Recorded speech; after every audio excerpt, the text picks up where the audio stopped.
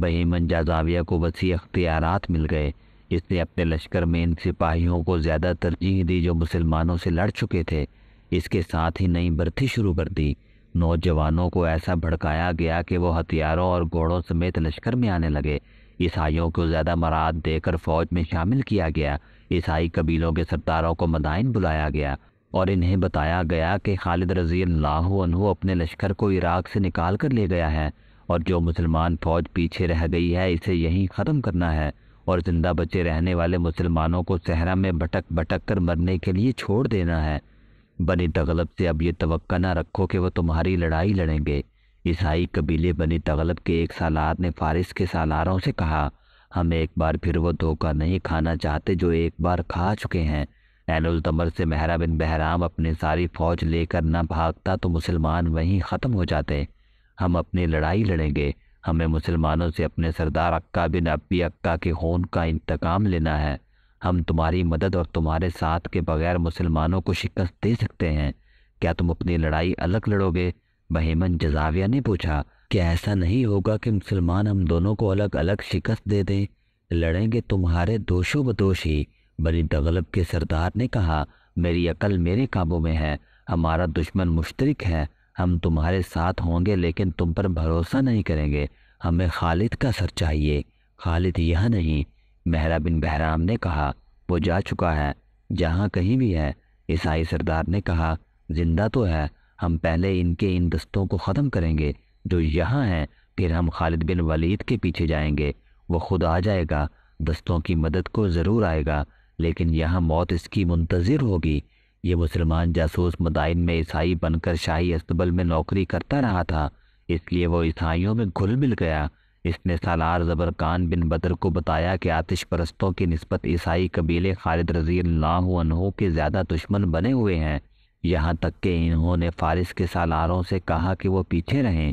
مسلمانوں پر پہلا وار عیسائی قبیلے بنی تغلب، نمر اور ایاد ہی کریں گے۔ سالار زبرقان بن بدر نے مدائن کی یہ رپورٹ سنی اور اسی وقت 2 قاصد بلائے، انہیں کہا کہ 2 بہترین گھوڑے لیں اور اڑتے ہوئے دومت الجندل پہنچے۔ زبرقان نے انہیں خالد رضی اللہ عنہ کے نام زبانی پیغام دیا اور سالار اعلیٰ ابن ولید سے یہ بھی کہنا کہ جب تک انبار میں آخری مسلمان کی سانسیں چل رہی ہوں گی دشمن شہر کے اندر نہیں آ سکے گا۔ زبرقان بن بدر نے قاصدوں سے کہا، تو آ جائے گا تو ہمیں سہولت ہو جائے گی، نہیں آ سکو گے تو وہ اللہ ہمارے ساتھ ہے جس کے رسول اللہ صلی اللہ علیہ وآلہ وسلم کا پیغام ہم اپنے سینوں میں لیے یہاں تک آئے ہیں۔ اور ابن ولید سے کہنا کہ دومت الجندل کی صورتحال تجھے آنے دیتی ہے تو آ، اور اگر تو وہاں مشکل میں پھنسا ہوا ہے تو ہمیں اللہ کے سپرد کر، ہم اس طرح لڑیں گے جس طرح تیری شمشیر کے سائے تلے لڑتے رہے ہیں۔ ان قاصدوں کو روانہ کر کے سالار زبرقان نے چند ایک اور قاصدوں کو بلایا اور ہر ایک کو اس کی منزل بتائی۔ ان قاصدوں کو ان شہروں میں جانا اور وہاں کے سالاروں کو بتانا تھا کہ خالد رضی اللہ عنہ کی غیر حاضری سے آتش پرستوں نے کیا تاثر لیا ہے اور وہ حملے کی تیاری کر رہے ہیں۔ پیغام میں زبرقان نے یہ بھی کہا کہ اس نے دومت الجندل کو قاصد بھیج دیا ہے، اگر وہاں سے مدد نہیں آئی تو ہم ایک دوسرے کی مدد کو پہنچنے کی کوشش کریں گے۔ مسلمانوں کے لیے بڑی خطرناک صورتحال پیدا ہو گئی تھی، دشمن کے مقابلے میں نفری پہلے ہی تھوڑی تھی، وہ بھی بکھری ہوئی تھی۔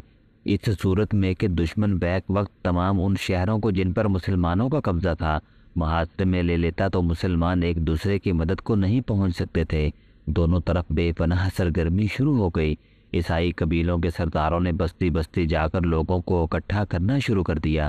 وہ ان چھوٹے چھوٹے قبیلوں کو بھی اپنے ساتھ ملا رہے تھے جو عیسائی نہیں تھے، وہ بت پرست تھے۔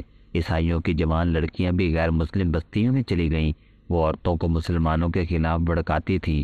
وہ اپنے مردوں کو، جوان بھائیوں اور بیٹوں کو باہر نکالیں، ورنہ تمام جوان لڑکیوں کو مسلمان اپنے ساتھ لے جا کر لوڑیاں بنا لیں گے۔ ایسے نعرے بھی ان لڑکیوں نے لگائے، ہم مسلمانوں کی لوڑیاں بننے جا رہی ہیں۔ اور دوسرا نعرہ جو بستی میں لگ رہا تھا وہ یہ تھا کہ اپنے مقتولوں کے انتقام کا وقت آ گیا ہے، باہر آؤ، انتقام لو۔ ادھر مدائن میں فارس کے لشکر کی تعداد بڑی تیزی سے بڑھتی جا رہی تھی۔ اب لشکر میں شامل ہونے والوں میں زیادہ تعداد نوجوان کی تھی جو جوش سے پھٹے جا رہے تھے۔ انہیں میدان جنگ میں لڑنے کی تربیت دی جا رہی تھی۔ گھڑ سواری، تیر اندازی، تیغ زنی اور نیزہ بازی تو وہ جانتے تھے، ان میں انہیں مزید طاق کیا جا رہا تھا۔ بہیمن جزاویہ تو جیسے پاگل ہوا جا رہا تھا۔ وہ خود مشقوں کی تربیت اور مشقوں کی نگرانی کرتا تھا۔ اس کے ساتھی سالار اسے کہتے تھے کہ حملہ جلدی ہونا چاہیے، لیکن وہ نہیں مانتا تھا۔ کہتا تھا کہ خالد واپس نہیں آئے گا۔ اگر اسے واپس آنا ہی ہوا تو وہ لشکر کے ساتھ اس وقت یہاں پہنچے گا جب عراق کی زمین پر کھڑا ہونے کے لیے اسے ایک بالشت بھر بھی زمین نہیں ملے گی۔ مسلمان جن شہروں پر قابض تھے وہاں کی سرگرمی اپنی نوعیت کی تھی۔ ہر شہر میں مسلمانوں کی تعداد بہت تھوڑی تھی۔ انہوں نے کم تعداد سے قلعوں کی دفاع کی مشقیں شروع کر دی تھیں۔ لاکھوں کے حساب سے تیر اور پھینکنے والے برچھے تیار ہو رہے تھے۔ سالاروں نے مجاہدین کا ایک ایک چھاپا مار جیش تیار کر لیا۔ انہیں زیادہ وقت قلعوں کے باہر گزارنا اور عام راستوں سے دور رہنا تھا۔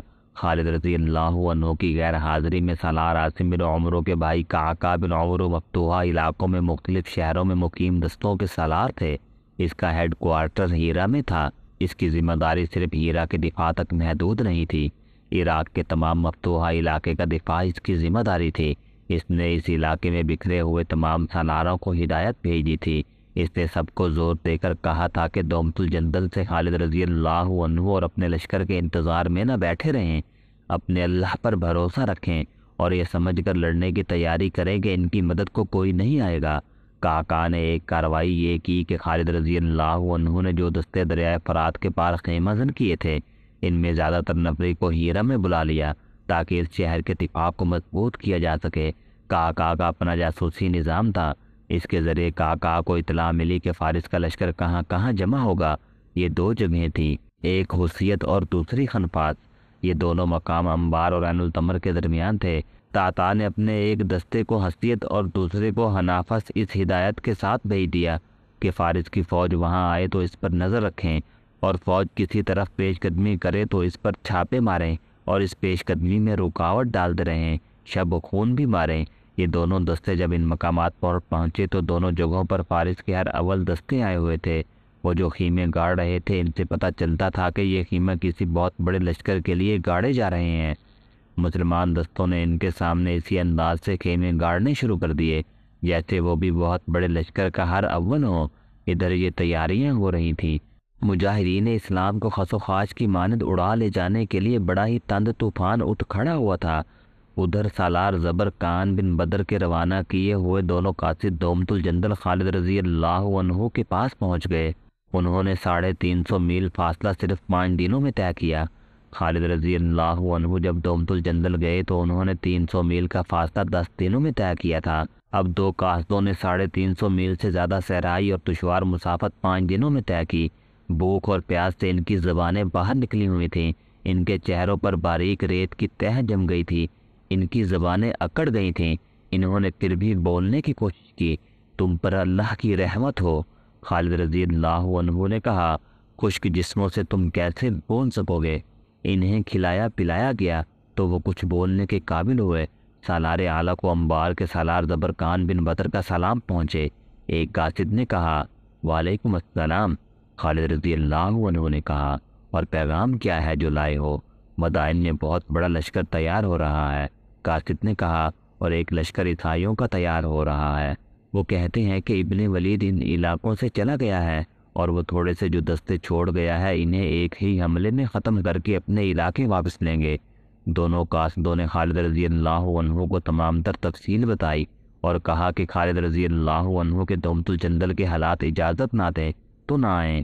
دستے جو فارس کی شہنشاہی کے علاقے میں ہیں وہ اس طرح لڑیں گے جس طرح خالد رضی اللہ عنہ کی قیادت میں لڑے تھے۔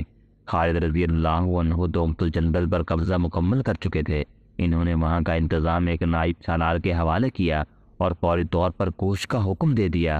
خدا کی قسم، مورخوں کے مطابق خالد رضی اللہ عنہ نے ان الفاظ میں قسم کھائی، بنی تغلب پر اس طرح جھپٹوں گا کہ پھر کبھی وہ اسلام کے خلاف اٹھنے کے قابل نہیں رہیں گے۔ مورخوں نے لکھا ہے کہ خالد رضی اللہ عنہ نے مجاہدین سے کہا کہ اتنی تیز چلو کہ صحرا کی ہوائیں پیچھے رہ جائیں، پیادے گھوڑوں سے آگے نکل جائیں۔ یہ ایک امتحان ہے جو بڑا ہی سخت ہے۔ یہ ایک دوڑ تھی آتش پرستوں اور حق پرستوں کی۔ آتش پرستوں کو اپنے ہی علاقے میں پہنچنا تھا اور یہ مسافت کچھ بھی نہیں تھی۔ حق پرست بڑی دور سے چلے تھے، ان کے سامنے سینکڑوں میلوں کی مسافت ہی نہیں تھی۔ بڑا ظالم چہرہ تھا۔ میر حامین کی وسط میں صحرائی ٹیلے تھے اور باقی سب ریت کا سمندر تھا۔ سب سے بڑا مسئلہ پانی کا اور اس سے بڑا مسئلہ رفتار کا تھا جو کم نہیں کی جا سکتی تھی۔ ناممکن کو ممکن کر دکھانا تھا۔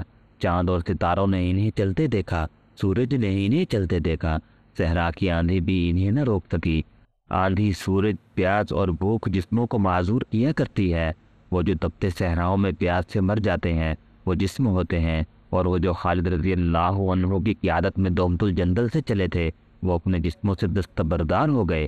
ان کی قوت ارادی کا اور قوت ایمانی کا کرشمہ یہ تھا کہ انہوں نے جسمانی ضروریات سے نگاہیں پھیر لیں اور روحانی قوتوں کو بیدار کر لیا تھا۔ ان کی زبان پر اللہ کا نام تھا، دلوں میں ایمان اور یقین محکم تھا۔